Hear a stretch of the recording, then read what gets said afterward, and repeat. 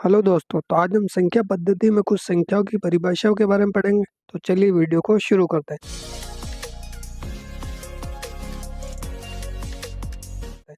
तो सबसे पहले हमारी है प्राकृतिक संख्या, जिसको अंग्रेजी में नेचुरल नंबर बोलते हैं। तो प्राकृतिक संख्या वो होती है जो एक से शुरू होकर अनंत तक जाती है, जैसे 1, 2, 3, 4, 5, 6, 7, 8 ऐसा अनंत तक जाएगी, तो वो प्राकृतिक संख्या हो जाएगी। उसी प्रकार दोस्तों दूसरा है हमारी पूर्ण संख्या, जिसको अंग्रेजी में होल नंबर बोलते हैं। तो जो प्राकृत संख्या होती है उसमें अगर जीरो जोड़ दिया जाए तो वो पूर्ण संख्या बन जाएगी, जैसे 0, 1, 2, 3, 4, 5 ऐसे ये अनंत तक जाएगी। तो पूर्ण संख्या वो होगी जिसमें जीरो जोड़ दिया जाए और प्राकृत संख्या को जोड़ दिया जाए तो वो पूर्ण संख्या बन जाएगी। इसी प्रकार दोस्तों हम पूर्णांक संख्या के बारे में पढ़ेंगे। तो पूर्णांक संख्या, जिसको अंग्रेजी में इंटीजर नंबर भी बोलते हैं, तो सभी पॉजिटिव और नेगेटिव यानी सभी धनात्मक और ऋणात्मक पूर्ण संख्या।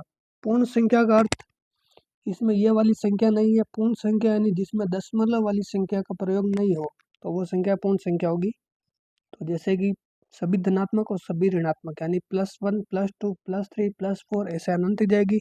इसी प्रकार -1, -2, -3, -4 ऐसे अनंत तक जाएगी, माइनस से अनंत तक।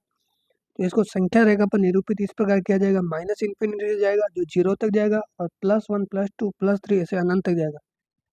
0 वो नंबर जो उदासीन है, मतलब जो न धनात्मक है जो न ऋणात्मक है।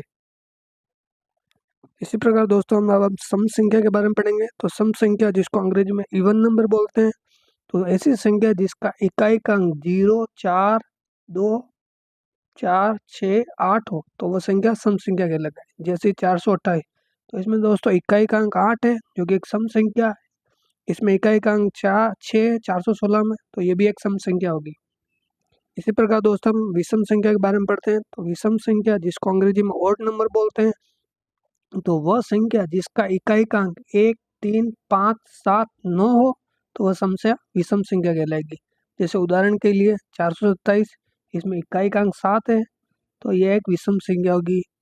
जैसे 415, तो इकाई का अंक 5 है, तो एक विषम संख्या होगी। इसी प्रकार 8917, तो इसमें इकाई का अंक देखना है, तो वह 7 है, तो ये भी एक विषम संख्या हो जाएगी। इसी प्रकार दोस्तों हम भाज्य संख्या, यानी जिसको अंग्रेजी में कंपोजिट नंबर भी बोलते हैं, तो भाज्य संख्या वो होती है जो स्वयं से विभाजित होगी, एक से विभाजित होगी और एक के अलावा अन्य दूसरी संख्याओं से भी पूरी बार विभाजित होगी। जैसे कि 12, तो दोस्तों 12 एक से भी विभाजित होगी, 12 12 से भी विभाजित होगी, और इसी प्रकार 12 2, 3, 4, 6 और 12 से भी विभाजित होगी, तो एक भाज्य संख्या कहलाएगी। इसी प्रकार अभाज्य संख्या, जिसको अंग्रेजी में प्राइम नंबर बोलते हैं, तो अभाज्य संख्या वो संख्या होती है जो स्वयं से और एक के अलावा किसी अन्य से नहीं विभाजित होगी, तो वो अभाज्य संख्या होगी। जैसे कि 2, 3, 5, 7, तो 2 एक सबसे छोटी अभाज्य संख्या है, क्योंकि दो एक स्वयं से विभाजित होती है और 2 एक से विभाजित होगी। इसके अलावा 2 किसी से भी पूरी बार विभाजित नहीं होगी। दोस्तों वीडियो पसंद आए तो वीडियो को लाइक करें, शेयर करें एंड चैनल को सब्सक्राइब करें।